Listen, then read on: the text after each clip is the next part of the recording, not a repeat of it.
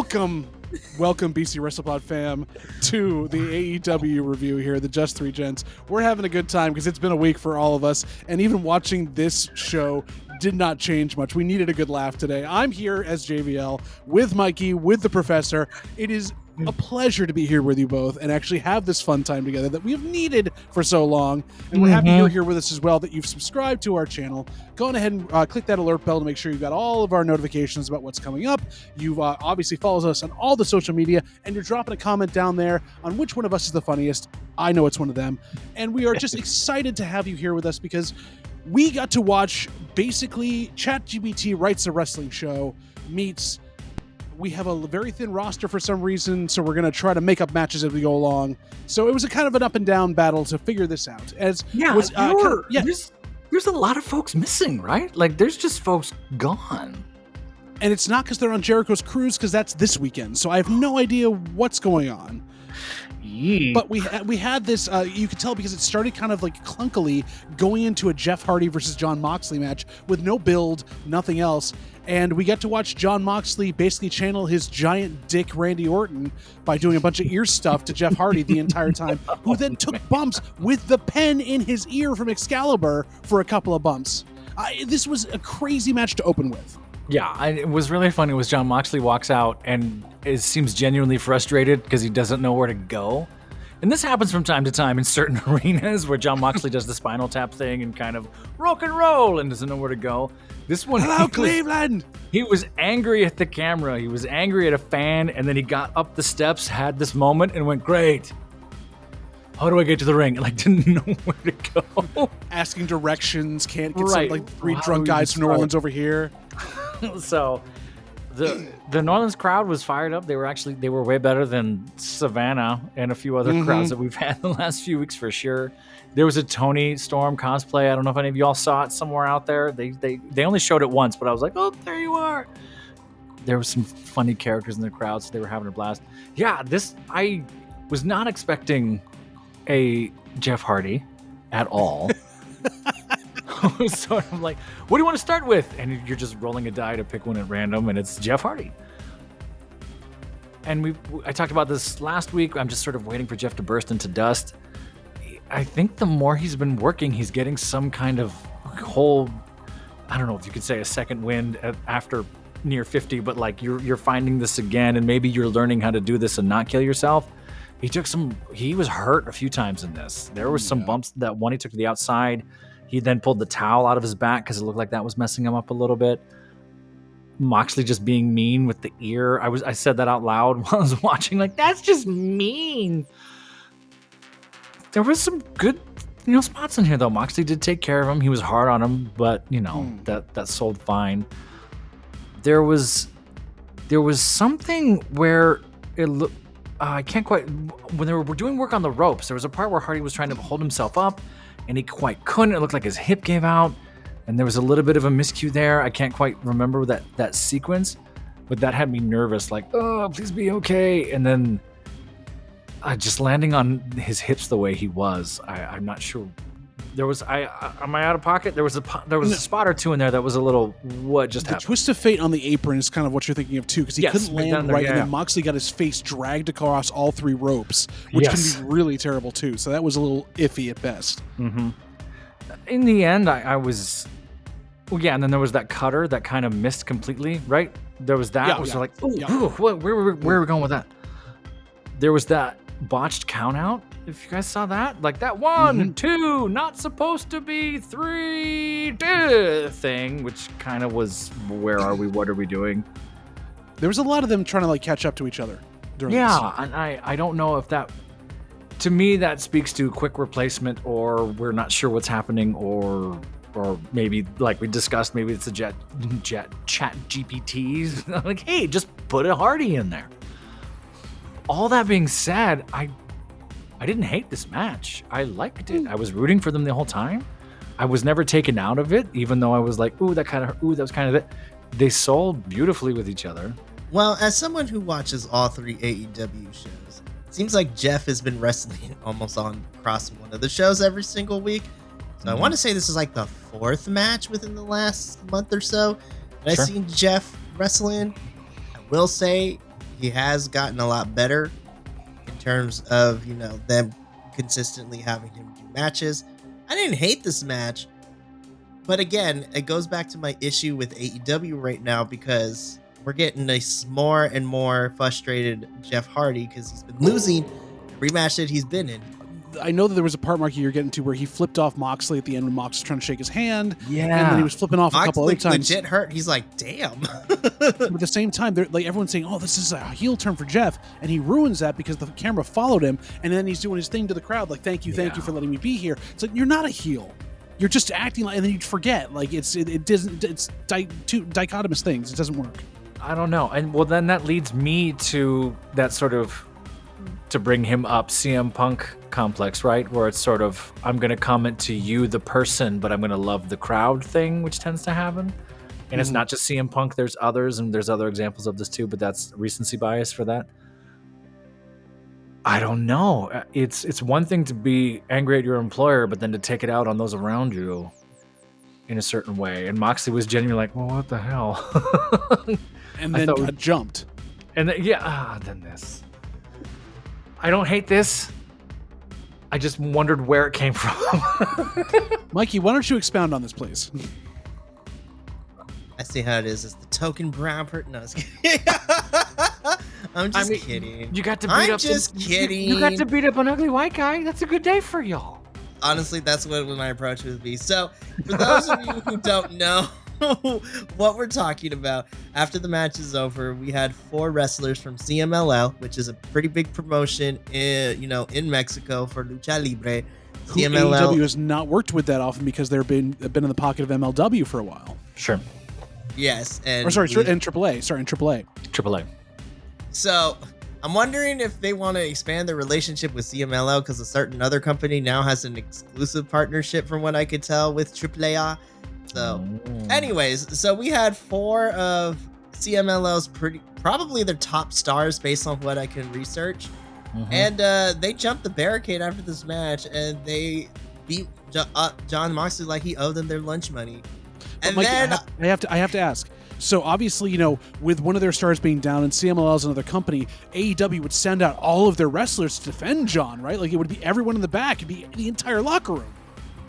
This was, in the words of a friend of mine, this was a sad, depressing locker room fill out. I was just like, there was a bigger pull apart brawl last week with the Ring of Honor locker room than tonight, because no shade, but to save John Moxley, not even his own teammates, but we had Daddy Magic, Cool Hand Ange, Christopher Daniels, and Matt Sydal. I was like, was everyone else not available? Like, what happened? Did it's sort of HR meeting break up?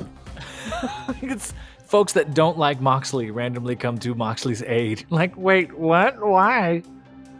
This was weird. I will say, this was weird. The lucha masks that don't have a mouth, the Mysticos one, yeah, are kind of terrifying. I like it. It's different and something we don't always see up here in the States. I thought that was pretty scary. Cool. I mean, we haven't seen it since, what was it, Sin Cara, who was Mystico. Sure. Yeah. Good knowledge. This was it felt a little out of nowhere to me. It was just sort of Moxley shared words, said something, and then this happened. Fight. Yeah, fight. I am going to say, though, so what this random beatdown it sets up, because on Rampage we have an 8-man tag, and then Collision, Danielson's taking on one of the CMLL guys. Hechicero. Yeah, Hechicero. The Luchadors never get a win. Well, maybe on Collision they might. Who knows? They look strong, but they don't get the wins, right? Like, that's something we've talked about. Yep. A lot, and we'll get that to another lucha match later on this evening, where it's like, right. But of course, speaking of the fact that like people can end up looking strong but not winning the match, we had 2 different matches tonight that were set up as dealer's choice to make someone look strong and also have them lose, because we have to have Hangman Page and Swerve win their matches, including this one, which Swerve, I loved this call of getting one of his stablemates to have his first singles match against Hangman, and Hangman taking Toa Leona basically to his limit and then sneaking a win off of him because of how much of a powerhouse he is. This was an amazing call for this and an amazing match. I loved this match. I had a blast watching this. I had to go back and take notes because I was all in on watching it. Mm-hmm. Hangman's no sell at the end, or no, not Hangman. Toa's. Yeah, Toa's no sell at the end was just terrifying. We had a Samoa headbutt in there, which is always fun for me to see as someone who loves throwbacks and that stuff. They worked great together. There were some spots that looked like they were calling on the fly. Everything outside of the ring was terrifying in a great way. They sold the camera well. Like some of those chops were brutal. The fact that he got up after one from the dead eye after being dropped on his head because of the Samoan head, like that was crazy. Oh, brilliant. So I had a lot of fun watching this. There was a few where I wrote something down that was funny. No, I just wrote these two work well together, and I wrote the same note twice because I just had fun watching this was great. I think this is a Dynamite, and we'll talk about this in a minute, that suffered from momentum. We took too big of pauses and gear shifts in between certain things. This was a match that could have carried the next 90 minutes, and instead we just kind of had this dip in the middle, and then a match that kind of suffered, I think, in the wake of that, which is unfortunate. If you had started Dynamite with this, I wonder if the next 45 minutes would have just been electric. You know what I mean? I honestly believe that I had missed the setup for this. That like somewhere Swerve would come out and said what was going on at the beginning of the beginning of the show, and I had to go back and look at it again because I was like, oh, wait a minute, I don't remember when this was actually set up and anything. This is just dropped on us, but it was crazy. Mm-hmm. Yeah, I thought I missed. I jumped because I had to watch it on the thing. Oh, the commercials, and I couldn't. I never caught that either until they announced it. Like, oh, that's who you pick. Oh no, they announced it on social media, which is really weird.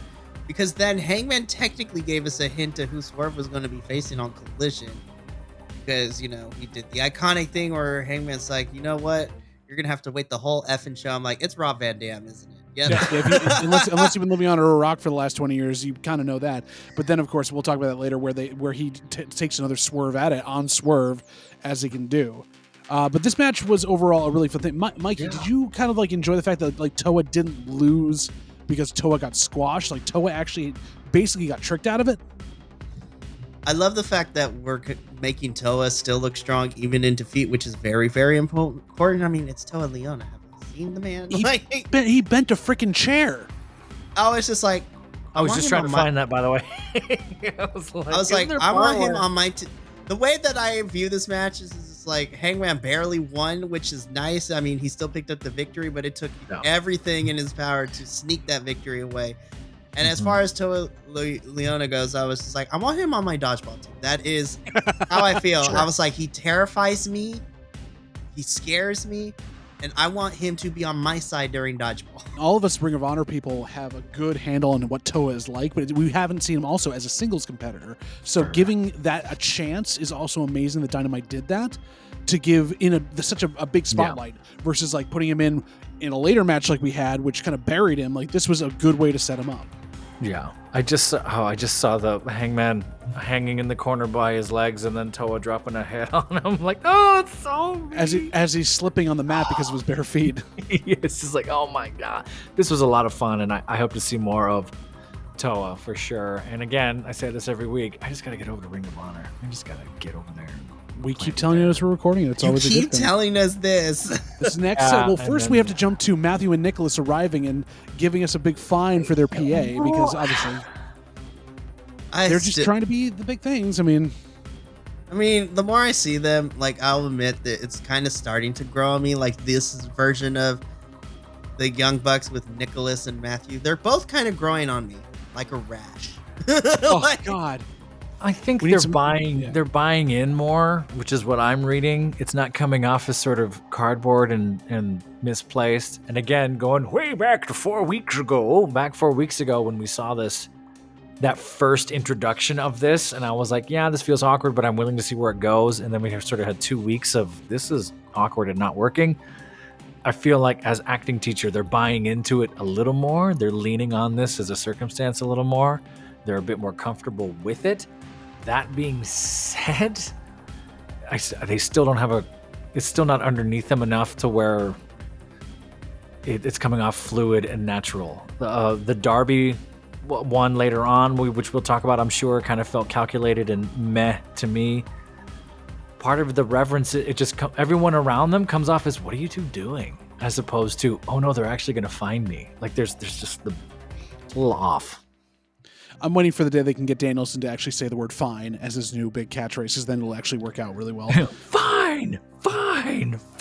But as Mikey alluded to, we went from that kind of pre-scripted promo from the day to Wardlow and the United Empire coming out, United Kingdom coming out. The Undisputed Kingdom. I can't remember. There's too many UEs, but United. It's United. The only one that matters is United, because that is Will Ospreay. He's the best. It is. But the Undisputed Kingdom comes out with Wardlow. Wardlow in a barely fitting leotard versus Commander that he had set up there. And why?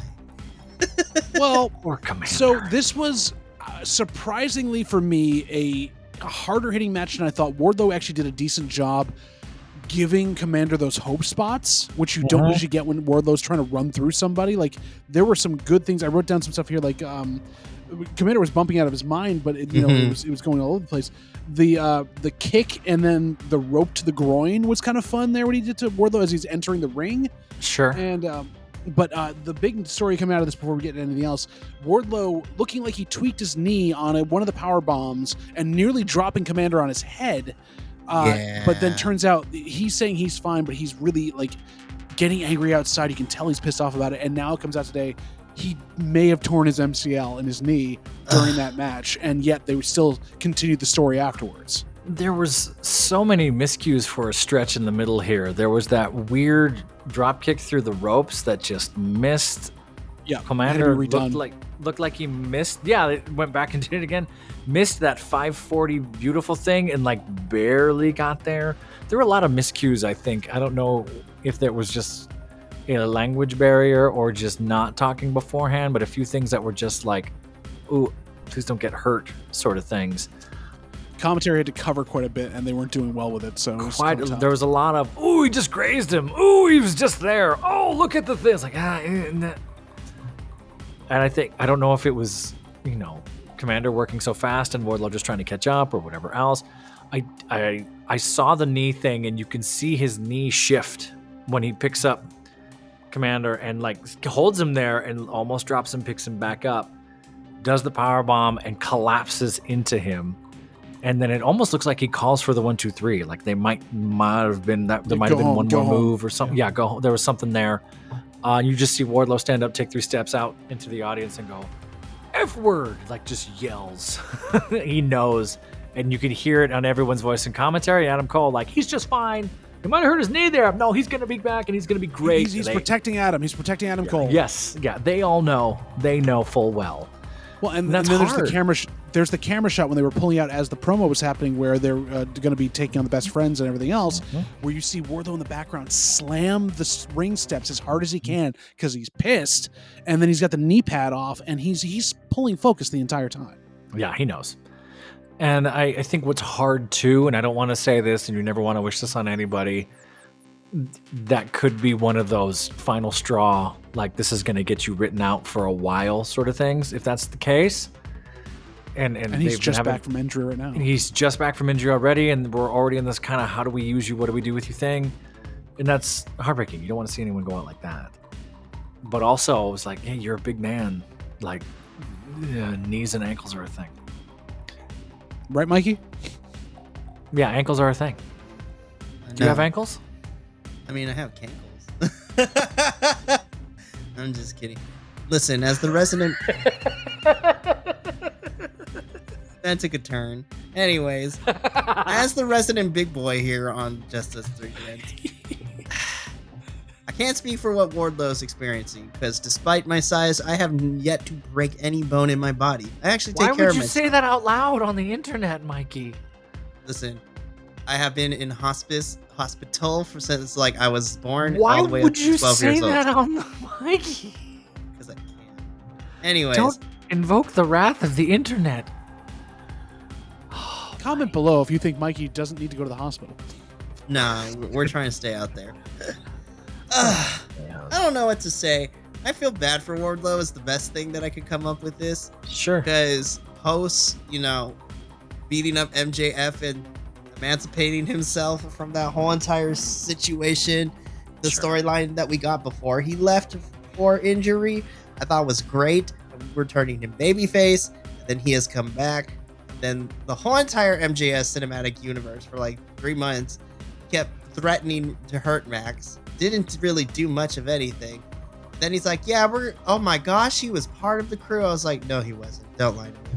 What was that helicopter-y thing? Just sort of disregard of human life? Just, boo! And poor Commander's like, I can't stop! Bow. I don't know, man.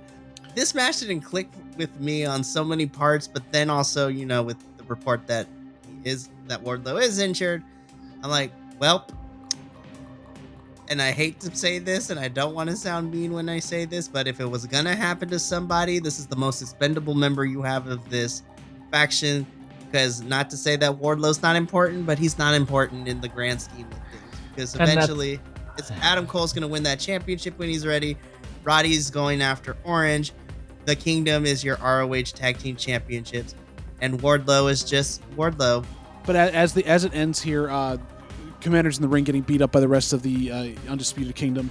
And Orange Cassidy and the Best Friends run out to save him, and they get the standoff with Roddy, and Roddy is trying to take out Commander, and then he's not going to touch Orange Cassidy at all. And this is a convoluted story that seems to be they don't know how to write it or run it or anything else, and it's just kind of also... Thing? Oh my gosh, let me tell you something. Hold on. We're about to go to war real quick. Oh, that's right. Wardlow. Okay, here we go. Ladies and gentlemen, the writer's hat. All right. So we're gonna run this play-by-play real quick. All right, so let's break this down, shall we? So the writing trope and the script that we're using, so to speak, for Roddy's motivation and his character, it's like, I'm gonna fight you, Orange Cassidy, but I'm not gonna come. I'm gonna fight you, but not really, because I'm going to basically just avoid you the whole entire time. And I'm looking at my clock, and I'm like, so this is what we're gonna be doing for 6 weeks. All right, let's see if we can make it interesting. Then this happened. I was like, ooh, stare down. Are we going to go to blows? No, roll out the ring. I'm like, so AEW, let me just put this out here. You are going the long about way to just make Roddy the scaredy cat heel. Like, he is chicken-ish, so to speak. Like, if that's what we're doing to build him to this Orange Cassidy feud, then just let him be a scaredy cat. Which I think, in hindsight, would be the funniest thing, that Roddy is completely terrified of Orange Cassidy, and Orange Cassidy doesn't have to do much. You could just, like, stare at him with the glasses, or even take the glasses off, and then that's enough. I think that'd be gold.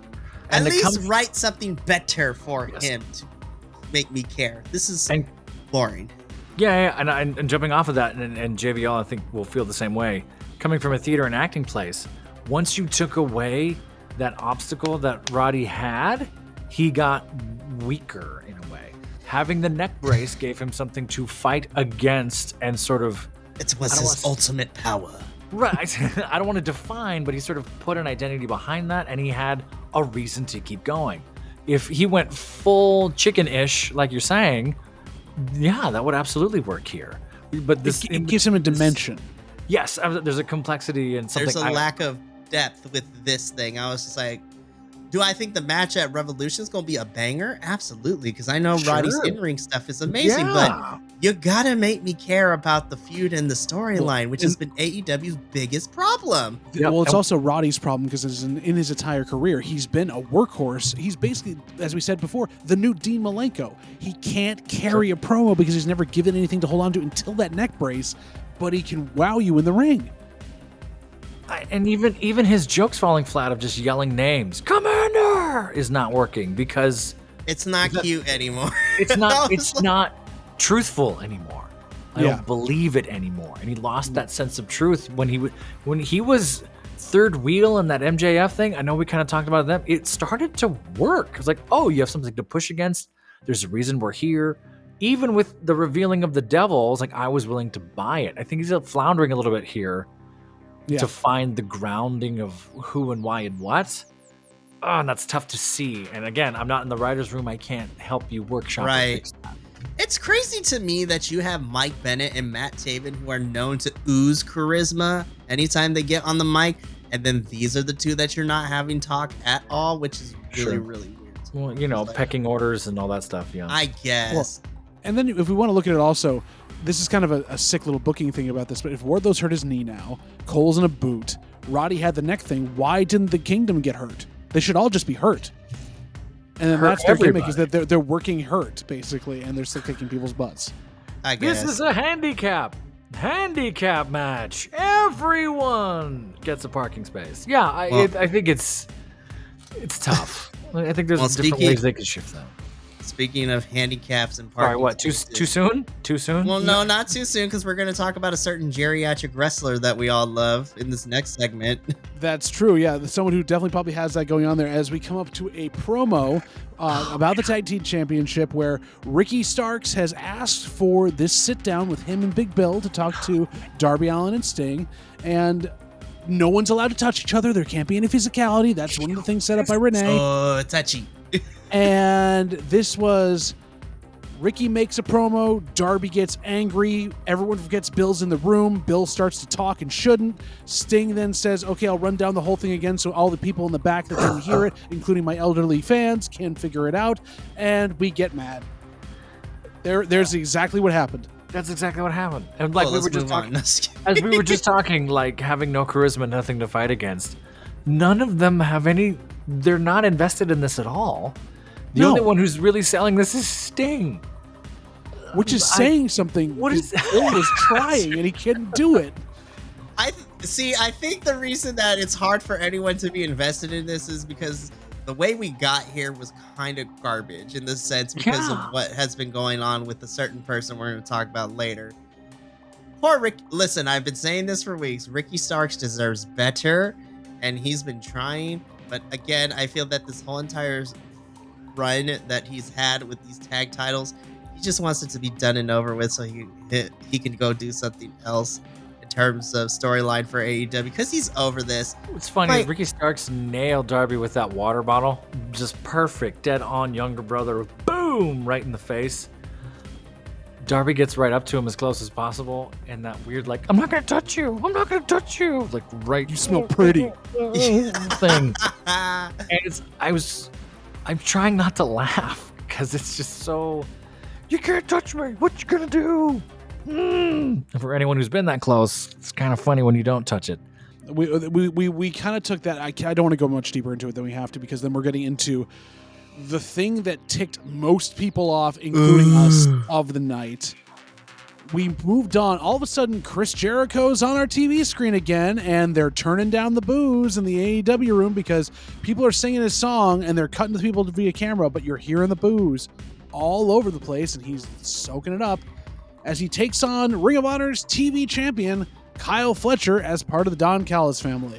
Yeah, I'm watching the intro now, and you can see the first two rows of people all fired up. Back and beyond, there are fingers down, and there was a giant sign across about like 6 or 7 people just boo when he was up. Anytime he was on camera, it's can't not show getting it any because better. Demonetization. Yeah, there's a lot of fingers of various degrees all over the place too. I was keying in on it. I wanted to hear the boos, and I kind of did, and then it definitely feels like some editing was happening here. Yeah. And I never want to... Okay, me as a bald man sitting in a chair, not a specimen of athleticism whatsoever. Chris Jericho looks like Chris Jericho has had a month. Chris Jericho still had the cardio to finish this out, still sold and did all the work, but it looks like his body is giving out on him a chunk. More so than 2 years ago when they were giving him grief. And I kind of remember like, hey, give him, let's not jump on him too much. He'll get there. And it was still like, oh, man. So you're saying that Jericho should take some time off, go away, maybe let us miss him for a bit if we're still into him, that type of thing, instead of wrestling all the time and sucking the life out of everything here and taking away the shine of your Ring of Honor TV champion who didn't need to lose to him for any reason? Yeah. I'm sorry. Where's my hat? Ladies and gentlemen, this is the... It depends on the hat. I don't know which corner this is. I'm doing this. This is the the Dear Diary. This is the Daria Dear Diary moment. This is the live journal version. The live journal version.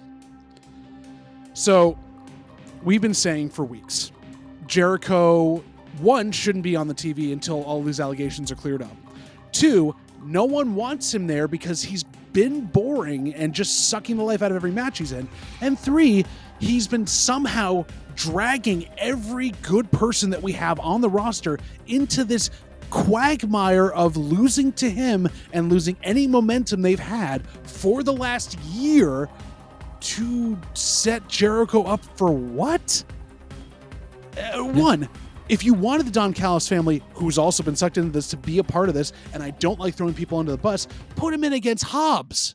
Hobbs is part of the AEW roster. He's expendable in this situation because you're not going to put Takeshita up against him.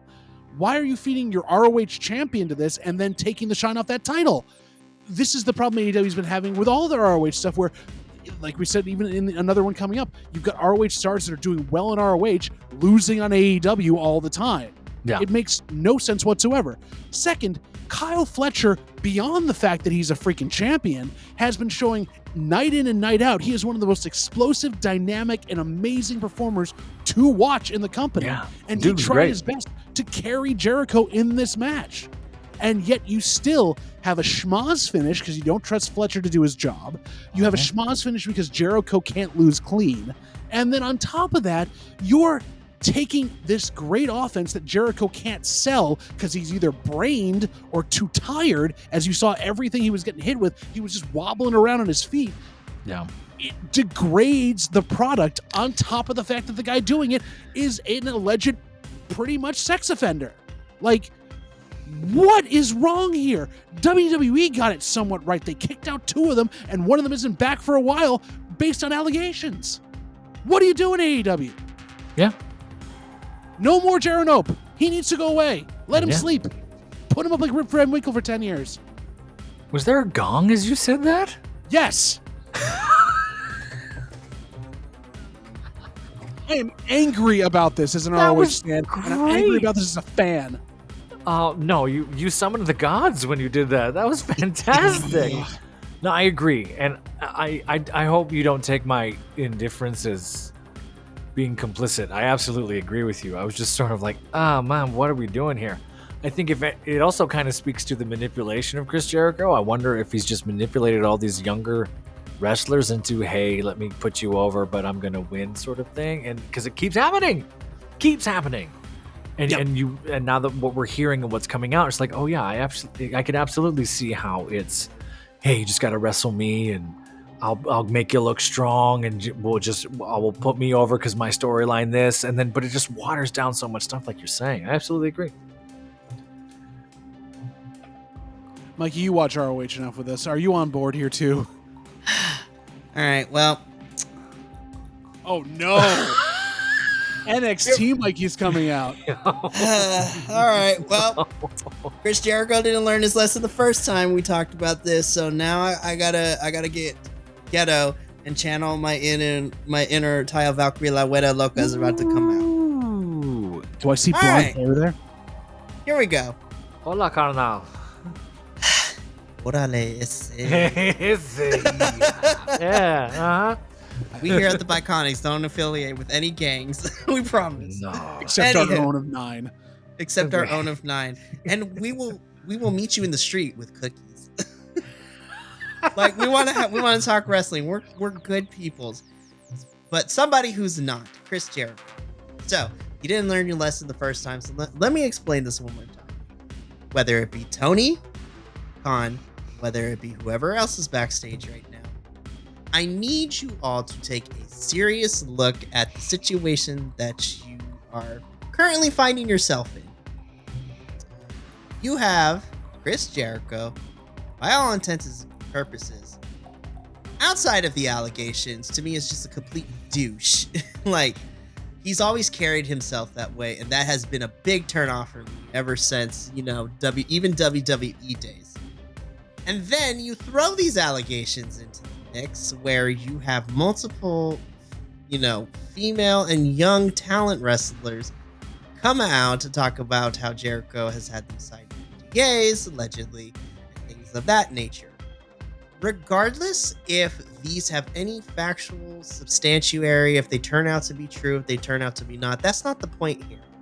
We here at the Biconics obviously stand with the victims. We are going to believe them because it's just horrible. And we've seen it way too many times, always happening to wrestlers, whether they be men or women.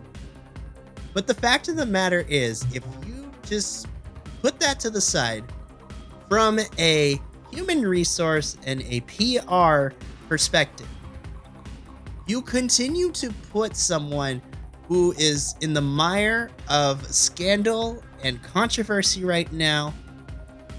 And I get it. He's one of your top stars because he's been here since the very beginning. But at some point, you need to look at it because unlike WWE all these years, AEW fans, while they might be blind to certain things, we're not stupid. In fact, wrestling fans in this day and age, most of us are not stupid anymore. But the majority of your fandom is telling you that Chris needs to go away and figure out what's going on behind the scenes, do an investigation, and if it's going to take longer than it is, get him off of television, because then you can avoid one of your biggest critiques right now, where you're slowly becoming a nursing home and a rehab center for older wrestlers and stars who have been ousted, because they've reached their peak at other companies and now they're finishing off into the sunset here in AEW. Ring of Honor is your sister company, and you want to treat it with the dignity and respect according to you to get that over. You cannot keep using Ring of Honor talent, especially your champions, in order to feed them to your AEW talent. Especially someone like Chris Jericho. Kyle Fletcher had no reason to be in this match. Bro, some cojones. Be, a business about it. And don't care if Jericho's your top star. Justice needs to be served. Due process needs to happen. And if you are not going to do that, Tony Khan, you can put a lipstick on a pig as much as you want, but if you continue to let this happen, I'm going to start calling you Vincent Kennedy McMahon from here on out. So, Tony, get it together. And that is going to be it for my TED Talk, because if I keep going, we're going to get demonetized. So that is where I stand. So let's move on from that then, because this entire thing took up a bunch of this. It's been ridiculous. We'll go on to a promo that we actually enjoyed. Dianna Perazzo is out there. Promo about just kind of her process there, and again about Toni Storm's tattoo and all the great stuff with that. It really got me to know Dianna a lot better, which I enjoyed, and I'm really kind of rooting for her to kind of run through and beat Toni Storm, though I don't think she's going to. It got me really interested in a match between those two, absolutely.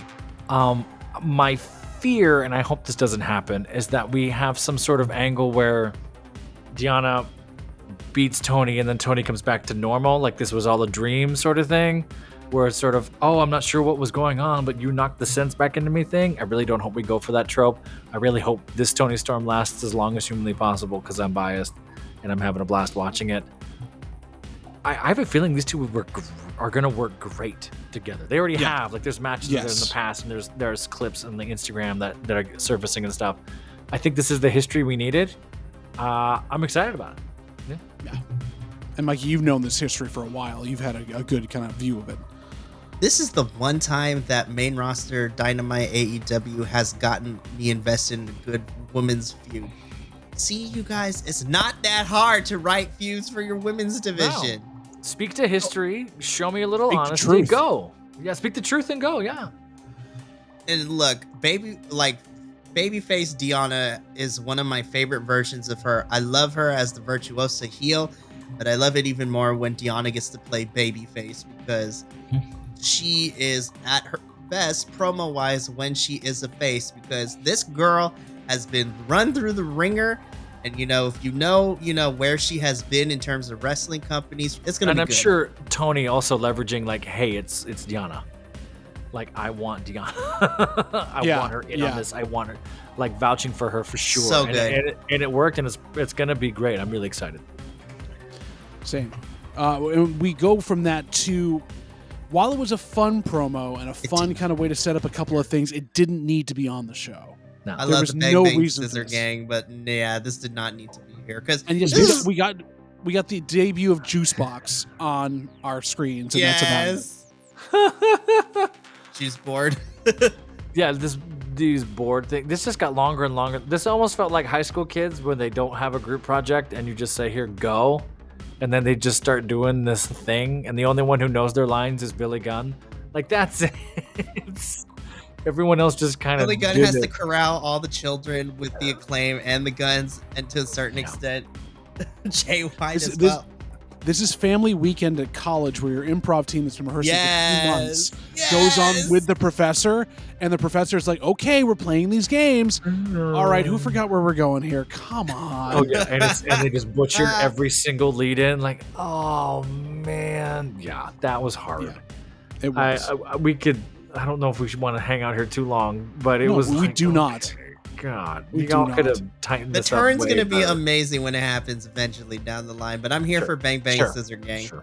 But Yeah, do you why know not? why I don't want to hang out there that long, though, Professor? Is not because of timing or anything else. It's because we went from that kind of collision of weird things to someone who knows how to run the truth of their gimmick in the best possible way as Toni Storm comes out to be on commentary. When I see Toni Storm's going to be on commentary, this is my favorite part of the night. Yes. Hands down. Whether the match is good or not, this is going to be perfect because she does not drop the gimmick. It's so good.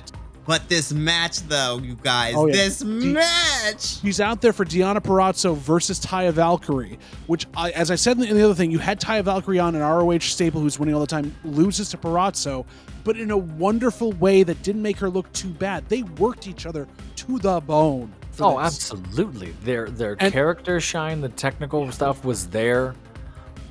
And of course, Toni Storm on the mic is just hysterical. That's So we want to good. talk about the match a little bit because we're going to get to the highlights, which was Toni Storm, and the highlights of what she talked about. So Sure. Taya knew how to keep the energy up. She was really helping Dianna look even stronger, putting her in the arms that were hurting, that type of thing. Utilizing Johnny TV on the outside to the point where they were making out at one point as you go into picture in picture. Like, We're it's going to just, picture in picture. Ooh.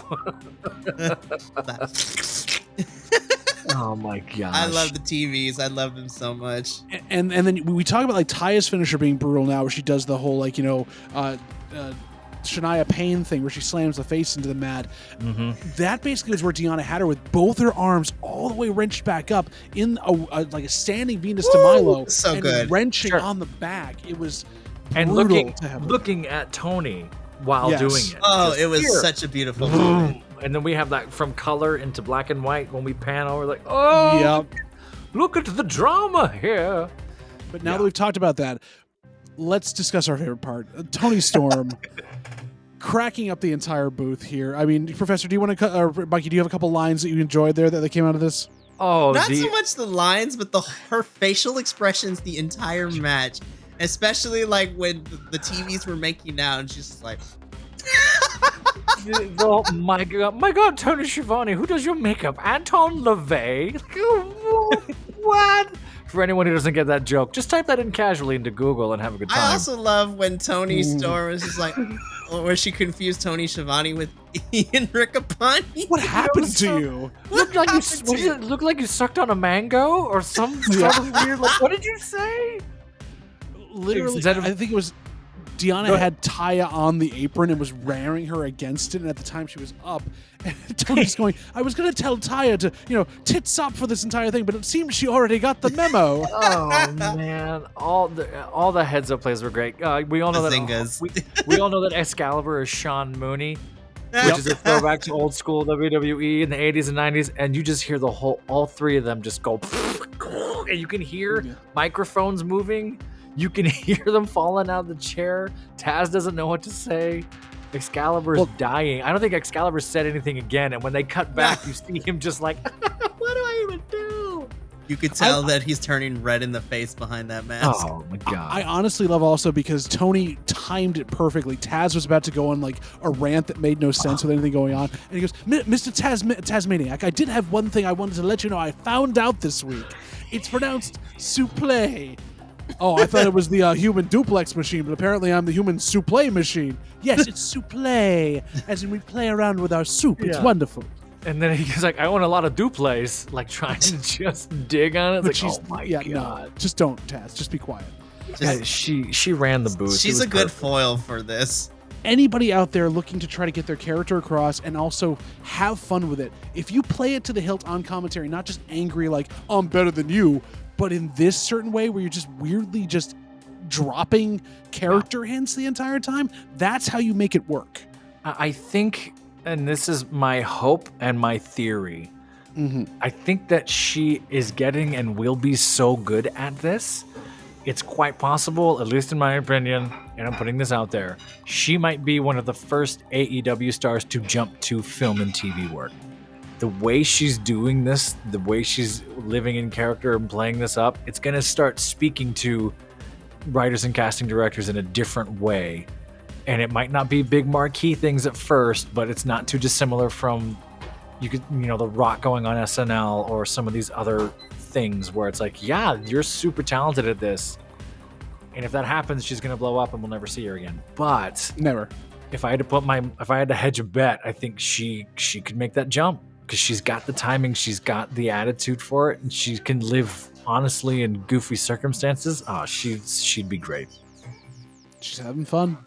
Unlike the folks in our next promo, where, by the end of this was the other backstage with Nicholas and Matthew trying to get Darby to come to their side. But, like, you're not making enough. Sting is such a leech on your career. Obviously, you should come over to our thing. It'll be all three of us will go out and win a bunch of titles and such. Why? Although Renee selling this, that she had to say certain lines, was perfect. Well, yeah, that was kind of funny. Yeah. Renee was very pointed in her responses, and I support it. Like, I did laugh I have at to say this, but I'm going to tell you how I actually feel through it. I did laugh at we also had a goth phase. Maybe we could do a thing like that was okay. That was a funny line. All right, that squeaked through. I think Darby just did not want to be there, and I felt No. for Darby in this. I'm like, I don't want to be here either, Darby, but we have to kind of put up with this. But that's how it came off. It didn't come off as I'm actually focused on my match. It came off as I'm saying this so I can leave because I hate it. Like, that's just how it read. Well, the nice part is, at least, we got through that relatively quickly. We didn't have to have a blow-up afterward because we get to our final match of the night, which is the other Dealer's Choice match. But first, Samoa Joe is down on commentary trying to cheer on the folks destroying the people he knows he's going to end up with. And honestly, even with this match and something else and the promo afterwards, I was like, I know we're coming to another match between Swerve and Hangman, but wouldn't a triple threat for the title be even more engaging with these two in certain ways? I think okay. not to. Yeah, I think it could be. I think they could do it better than another promotion did just a few days ago. Wink, wink, nudge, nudge. Oh my god. I think people owe me. Oh, that's right. You were there all by yourself. I'm sorry. I think it could, and a part of me kind of wants that. Part of me also wants the clean, buttoned up. These two deserved it, and then we have one, but I know if that happens, then that one will interfere and cause an issue. Like, I could see it coming this way. I think a triple threat would be fun. A triple threat hardcore parking lot thing. A triple threat stipulation something. Maybe I don't hate either. What's hard is these matches that mean something always have someone interfere in a way that's like, yeah, but now, and this one fell into the same trope. Which we haven't set up. The match ended up being the Dealer's Choice was, as we all knew, Swerve taking on Rob Van Dam, and then the twist or the swerve on Swerve was Adam Page said, you didn't read the fine print. We also get to choose the type of match. It's a hardcore match, and I exploded. I'm like, Rob Van Dam is going to do a hardcore match, and it lived up, at least for the first half, to old ECW standards as much as they could. It was insane. It was hysterical. It was a hardcore match, and then the chest pass of the chair, boom, like, oh, it's over. Let's go home. The headshots of chairs in this thing were disturbing. Oh, they hurt. I love that Rob Van Dam is getting it back the more reps he's been getting in. Those first few matches we saw, we were a little hesitant and like, oh, I hope he's okay. Oh, I hope he can pull this through. Dude knocking rust off left and right. Like, he felt much younger. Still can do a whole match, has every roll, every kick. there's some really cool sequences in there. The two of them were on it, is what I'm trying to say. They were really technically going back and forth really, really beautifully. It was a lot of fun. Nice. Mikey, what'd you think? I thought this match was fun. I did enjoy it. And the match is fun. What came after the match was done, I was just like, this is a little clunky. Then I have a little bit of issue because once again, I feel like AEW just rooted themselves in a corner, which we can dissect in a little bit. But I want to focus on the match itself first. Sure. I thought this was a fun match. As Professor said, the more reps that RVD gets in, I think he looks great. The fact that he still gets to wrestle at his age right now, I was like, that's amazing. I was concerned, but I was also laughing really hard. I don't know why. Like when the sudden, like, it's that weird like timing comedic bit. The bell rings and bam, chair shot to the face. Like just full on chucked it at Swerve. I was like, I don't know why this made me laugh, but I like stuff like that because it's just like, oh snap, I'm in a hardcore match. Turn around, ding. Well, and he got it back later on when he did the Swerve Daminator right to his face, where he chucked the chair at him and then kicked him in the head. Also, shout out to Swerve for still making his like Swerve stomps really vicious, but also being like the most lightest touch ever. Sure. As well. Yeah. Camera people, we need to fix that because I was like, you totally caught Swerve not even hitting RVD. Yeah. But because they're both professionals, RVD sold that thing like he just got stomped to hell. Well, he sold it, but Swerve also took like an hour and a half to do the RVD thing. I'm woozy.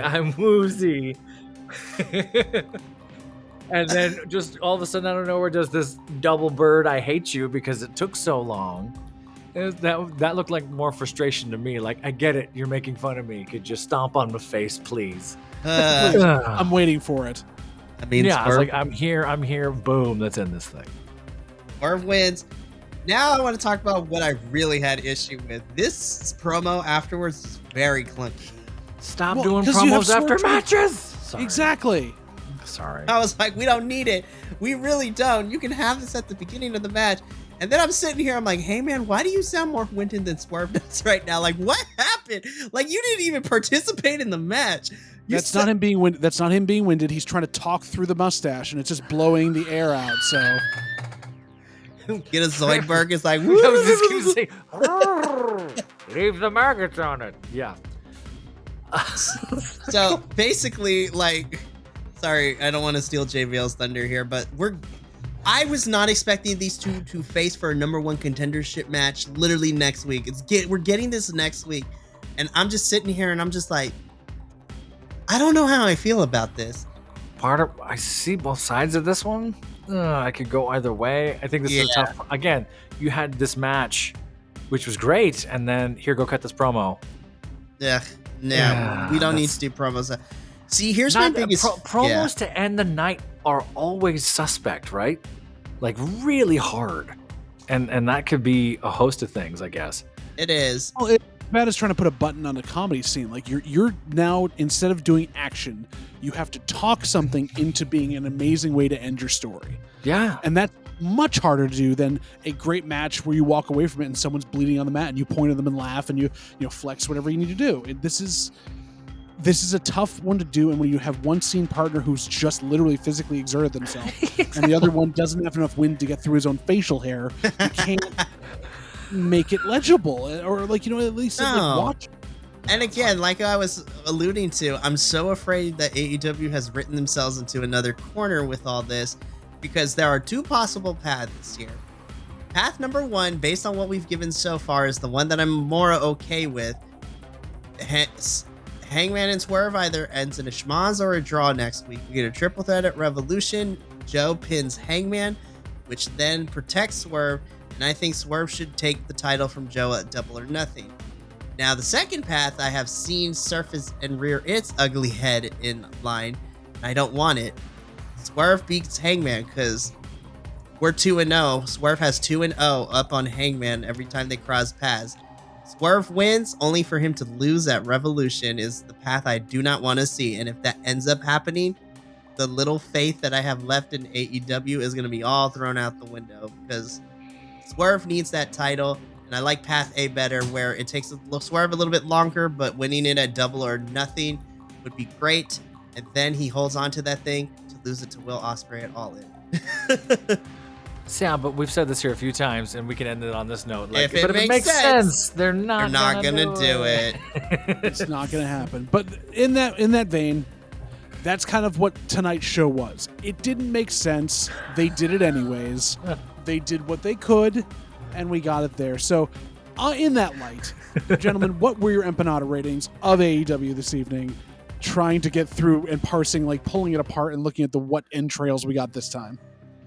Oh wow, going full reading of the out of 10 empanadas. Some of the good matches were really, really good. The not good matches were really, really rough and hard to watch and hard to disassociate everything going around Jericho. It was very obviously, easy to dissociate because you just didn't want to watch it. It took me a while to watch this one, ladies and gentlemen. It took me a while to come back to it. I checked out a few times. If I'm reserving 1, 2, and 3 for injuries and total mishaps, then this was sort of it should be way higher. This isn't that 5 for me. 5, almost 6. Like makes sense. I want to do way more for you, but what if the Dianna Perazzo, Taya Valkyrie, and Toni Storm did not happen? This is a 4 out of 10.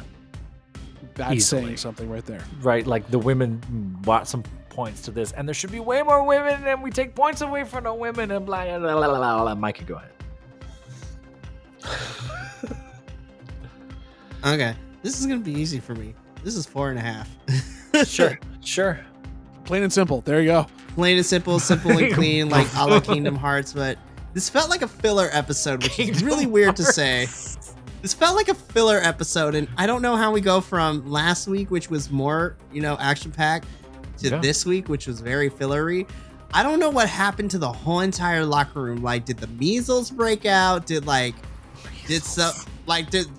someone do a Taco Bell run and then everybody got sick? Did someone, you know what it was? And I know what it was. Somebody, specifically a white wrestler, thought it'd be a good idea to give cold chorizo to everybody, and they all got sick. We all know you do not give cold chorizo out because you will get the runs, and that is what happened to the majority of this locker room that ate that chorizo.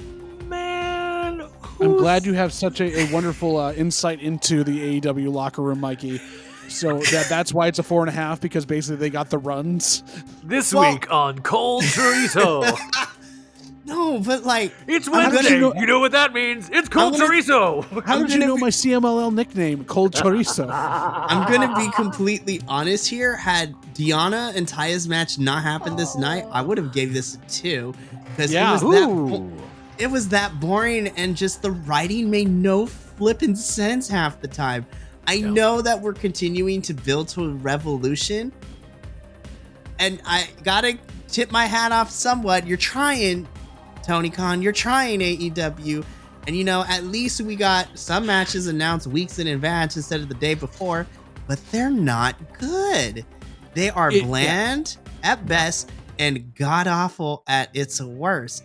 But had Taya and Dianna not been out here, between some questionable writing decisions, backstage promos that didn't make a lick of sense, some weird matches that got thrown together, but specifically the protection of a certain wrestler and the allegations that they're dealing with as somebody who has had hit close to home when it comes to that type of stuff.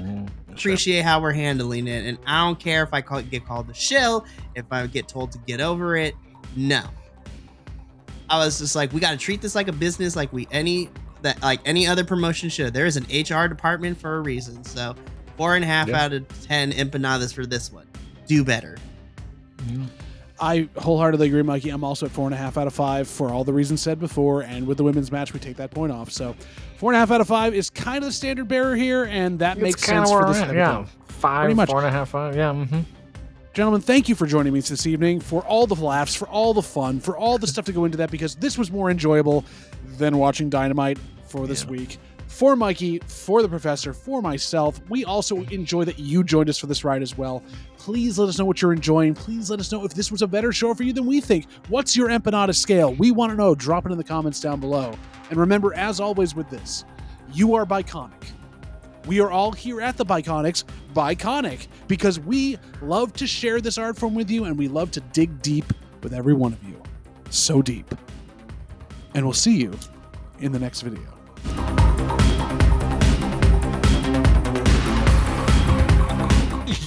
This week on Braces Shakespeare. Hi, you guys. Welcome to the review. We are super serious reviewers. I got new bands. My bands are in. No. Bands, you make your dance. Got Queens of the Stone Age and System of a Down. System of a Down. Go.